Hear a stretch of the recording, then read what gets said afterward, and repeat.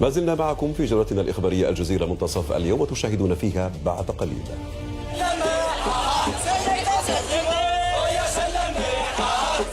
قومية الأورومو في إثيوبيا تحتفل بمهرجان أريشا لأول مرة في العاصمة أديس أبابا.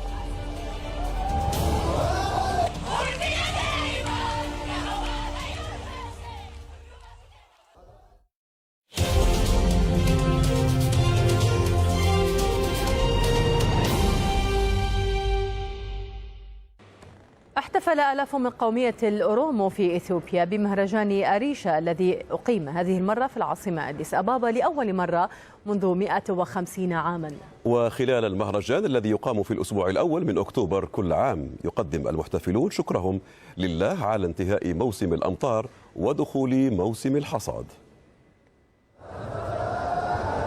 هكذا بدت العاصمة أديس أبابا وهي تعيش على إيقاع مهرجان أريتشا لأول مرة منذ عقود، حيث كان يقام في بلدة بوشفتو شرقية إثيوبيا.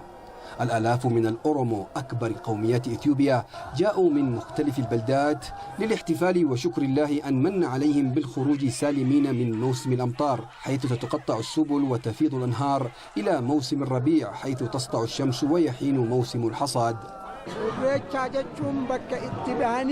أريتشا تعني المكان الذي تجتمع فيه المياه والأشجار الكبيرة التي توفر الظلال، حيث يجتمع الناس عندها لشكر الله. وهذا المهرجان يقام لأول مرة في أديس أبابا منذ 150 عاما.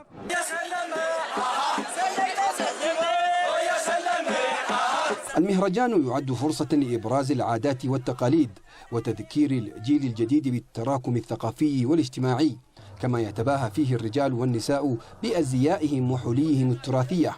ومن العادات أيضا التجمع حول الأنهار والبحيرات ليلامسوها بالأكاليل الخضراء كرمز للحياة واستئناف العطاء. شعب الأورمو من عادته عند انتهاء موسم الأمطار ودخول موسم الربيع أن يأتي للأماكن التي يجتمع فيها الماء والشجر. نردد كلمات الشكر للخالق ببلوغ موسم الحصاد المنتظر، وأن الله وهبنا الأمن والرخاء.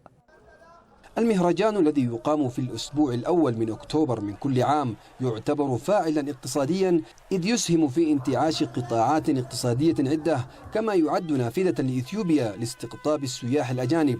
لذا قامت السلطات بإيداع ملف أعده فريق من الباحثين عن أريتشا لدى اليونسكو تمهيدا لاعتماده ضمن قائمتها للتراث الثقافي غير المادي.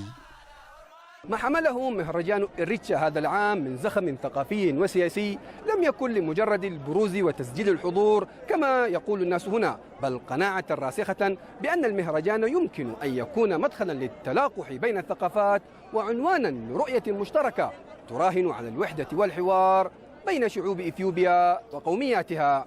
حسن الرزاق، الجزيرة، أديس أبابا.